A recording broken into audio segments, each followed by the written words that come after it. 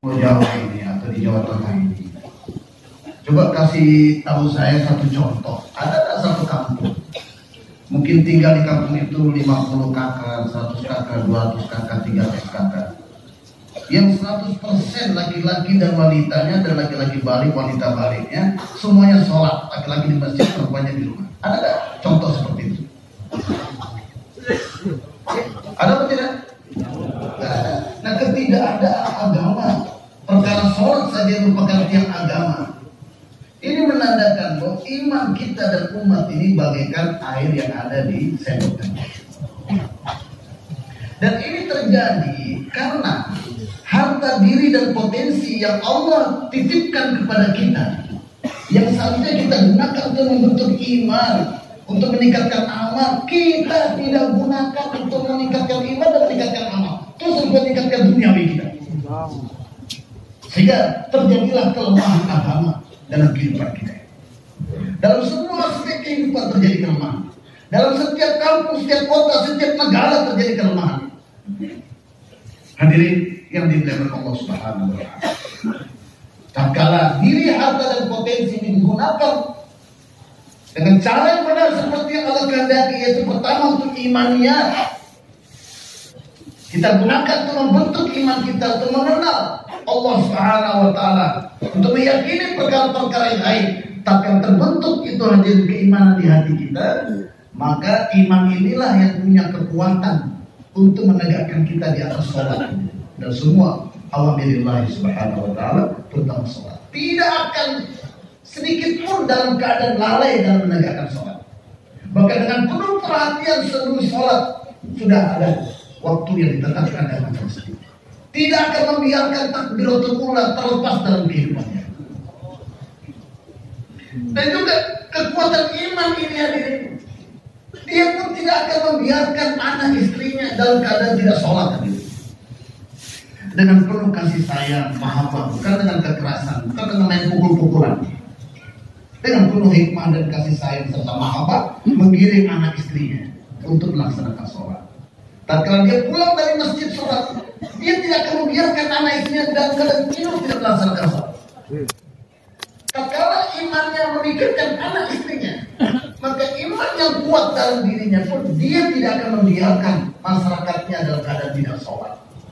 Kekuatan iman itulah yang tidak mengizinkan dia enak-enak tinggal di rumah, makan enak, tidur enak, tidak bangun rumah mewah. Tetapi kekuatan iman itu yang menggerakkan dia jumpa satu persatu daripada masyarakat di tiap-tiap rumah untuk mengajak dia melaksanakan sholat dengan baik.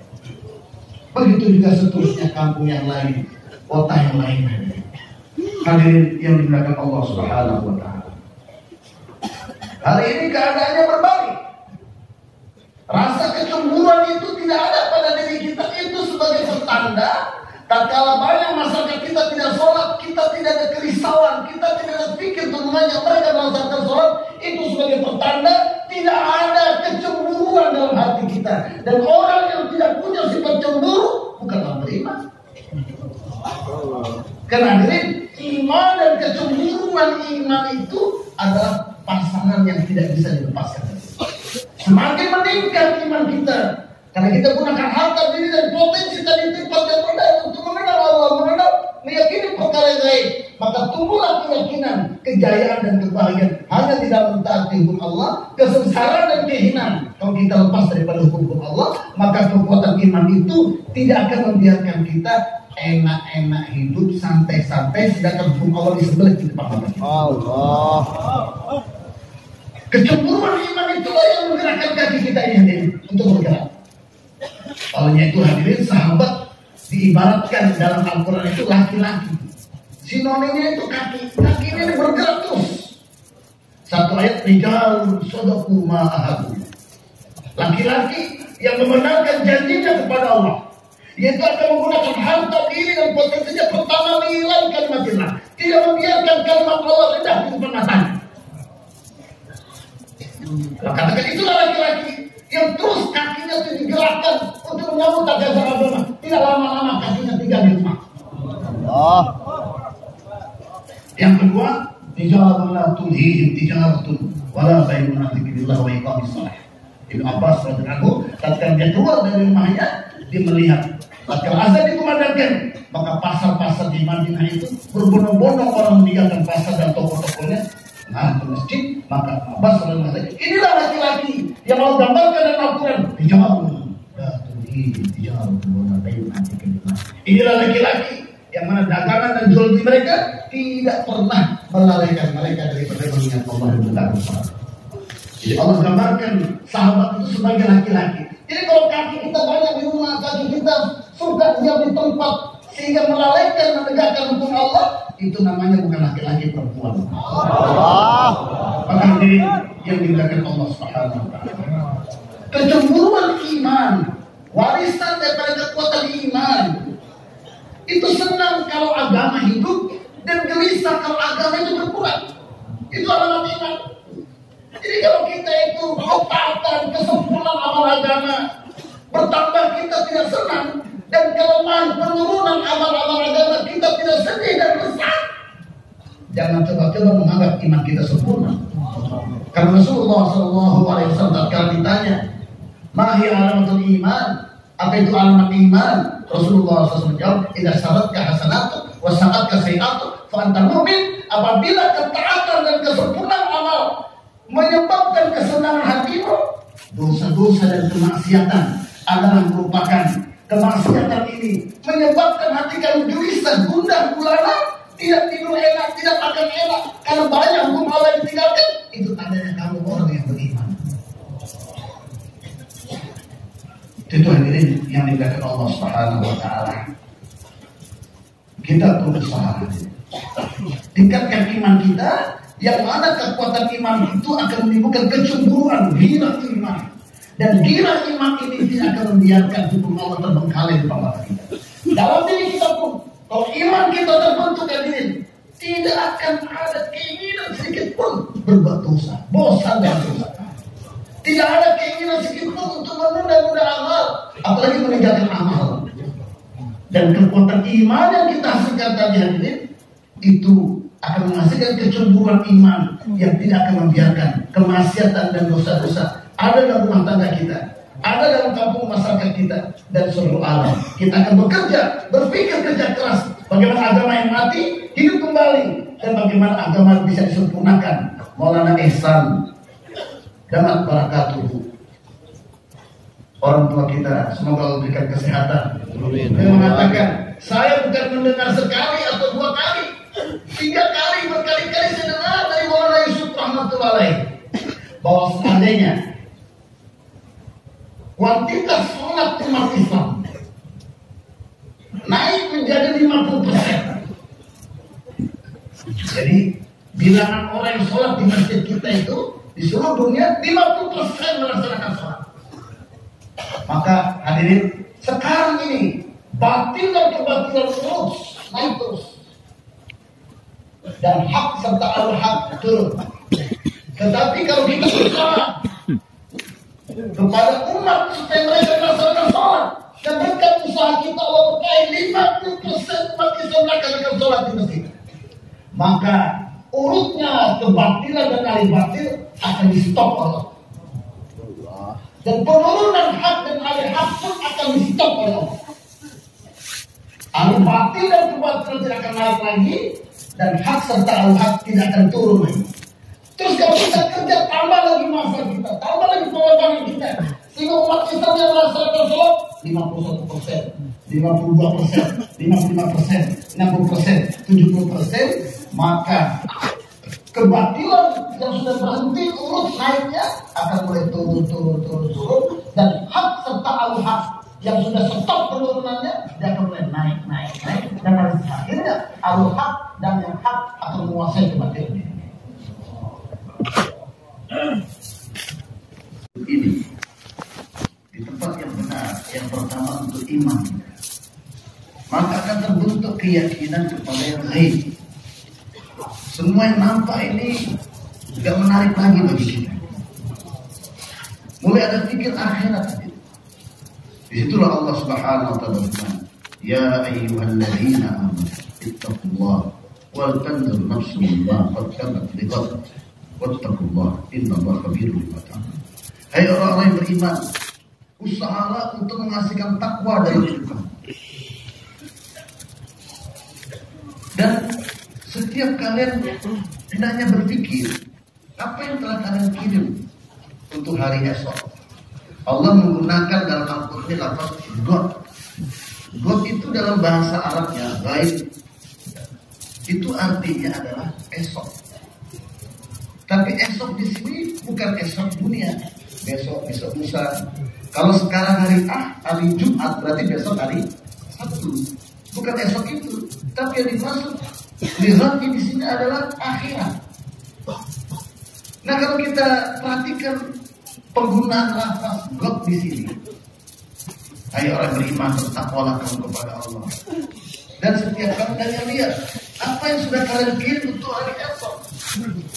Jadi kalau misalnya sekarang hari Jumat nih, God itu besok hari Sabtu. Berarti dunia ini di sisi Allah satu hari doang. Dan tidur atau alam barzah itu bagi Allah satu malam. Tidur di kuburan. Jadi hari esok itu besok, hari akhirat itu besok. Nah, kalau iman terbentuk hasil daripada penggunaan harta diri dan potensi yang benar, maka akhirat itu seakan-akan di depan mata kita. Sehingga kerja keras kita mulai kita arahkan untuk membangun akhirat. Obrolan kita mulai pembicaraannya mengandung obrolan akhirat. Omongan dunia itu udah gak demen lagi, udah gak demen lagi. Tahun akhirat. Coba contohnya kalau orang dari sini mau ke Jakarta, naik mobil 8 jam sampai 9 jam ya kan. Ada tujuannya mau ke Jakarta, jumpa keponakannya dan sebagainya. Maka apa yang dibutuhkan di Jakarta selama beberapa hari di sana dia bawa tuh dari rumah. Dia tidak akan tinggalkan di rumah sesuatu yang dia butuhkan nanti di akhirat. Dia akan bawa itu yang dibutuhkan untuk di Jakarta itu dari sekarang, masukkan di mobil berangkat. Demikianlah hadirin, kita hidup di dunia ini sementara. Dan kita ini sedang berjalan menuju akhirat. Hari demi hari dunia semakin jauh dari kita, akhirat semakin dekat dengan kita. Nah, hadirin, tatkala kematian datang, mau tidak mau, suka tidak suka, pakaian yang kita pakai tetap orang akan lepas. Jam yang ada di tangan kita akan dibuka. Mobile, HP yang mahal baru kita beli kemarin, mati sekarang, itu akan dikeluarkan dari kantong kita. Tidak ada yang menyertai kita dari benda-benda dan materi ini ke kuburan. Yang ditunggu aja nggak dibawa, akan dibawa, apalagi yang disetel di atas. Apalagi rumah pabrik yang ada di luar tubuh. Tidak ada satupun usaha kebendaan dunia ini yang akan menyertai kita masuk ke alam kubur dan alam akhirat. Betul atau betul? Betul. Sekarang pertanyaannya, kalau kita usaha atas iman, setiap hari kita lakukan waktu kita duduk musyawarah untuk memikirkan iman kita dan imannya umat. Dan untuk meningkatkan iman itu kita keliling 2,5 jam hari-hari. Setiap hari, setiap lagi-lagi balik, setiap rumah kita datangi. Selama 27 hari, kita cari tafsir sebuah 3 hari dengan pekan yang sudah kita tentukan.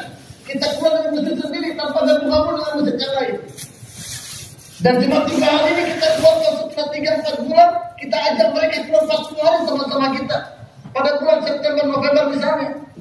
Keluarnya kita 2,5 jam membina iman. Keluarnya kita 3 hari untuk membina iman. Membina iman masyarakat kita. Dan keluar kita 40 hari, 4 bulan untuk membina iman kita di iman masyarakat kita. Kira-kira amalan dakwah itu bisa dikeluarkan dari tubuh kita? Ada Tuhan jawab, bisa dikeluarkan kan dari tubuh kita waktu mati? Enggak. Iman itu melekat di hati kita. Sholat yang kita kerjakan. Hadirin di tengah malam, tahajud, sholat 5 waktu, sholat sunnah. Apakah sholat itu bisa dikeluarkan dari tubuh kita? Tidak, dia beserta kita kan. Perkhidmatan kita dengan orang tua, memberikan makanan kepada tamu-tamu yang datang. Berapa banyak amalan-amalan kebaikan hadirin yang kita kerjakan untuk membentuk kehidupan akhirat kita. Dan kita mulai penggunaan harta dan diri, waktu kita dan potensi kita untuk memperbaiki iman dan amal kita. Semua amalan itu tidak ada satupun yang bisa dilepaskan dari tubuh kita. Berarti hadirin, semua usaha iman dan pembentukan amal itu adalah properti kita. Dakwah adalah properti kita. Sholat 3 hari, 40 hari, 40 adalah properti kita. Jalan 1 dan jalan 2 itu properti kita. Jalan 1, jalan 2, datang malam markas, usaha untuk memberikan makanan kepada tamu-tamu yang datang dan sebagainya, itu adalah properti yang kita miliki, yang kita kirim ke akhirat agar kita nikmati selama-lamanya di sana. Sedangkan rumah kita itu bukan properti kita. Rumah PTN yang kita bangun sebagai developer bukan properti ente.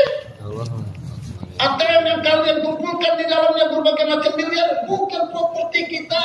Properti kita yang sesungguhnya ada usaha iman dan amal yang melekat pada diri kita, yang akan kita bawa menyertai kita ke alam akhir. Tidak ada satu pun yang bisa dilepas dari diri kita. Ini bahaya. Perlu kita pikirkan bersama-sama. Untuk itu dikatakan terus menerus supaya kita gunakan harta diri potensi yang benar dengan cara kita keluar di jalan, supaya berubah mindset kita. Bahwa kita ini anak-anak akhirat, kita bukan anak-anak dunia. Kita diciptakan untuk akhirat, bukan untuk membangun dunia. Sehingga keyakinan kita pun akan berubah. Keluar keyakinan kepada makhluk, mulai kita yakin hanya kepada Allah. Kemudian arah kesibukan kita pun berubah. Bukan sibuk membangun dunia, sibuk membangun akhirat. Bukan sibuk membentuk, bukan sibuk untuk mengusahakan materi dan kebendaan yang ada di luar tubuh kita yang tidak ada sama sekali hubungannya dengan berbagai hidup dan penyelesaian masalah. Tapi mulai kita gunakan diri kita ini, harta dan potensi untuk membentuk pribadi manusia yang benar, yang kenal Allah dan kenal maksud hidup, di mana Allah antar kita ke atas dunia. Sehingga hadirin yang dimuliakan Allah SWT, arah kehidupan, cara kehidupan kita berubah. Hari ini, tatkala penggunaan harta dan diri kita berada dalam suasana duniawi, hanya mikir untuk keperluan duniawi anak dan istri. Arah kehidupan kita adalah untuk membentuk dunia, bukan untuk membentuk akhirat.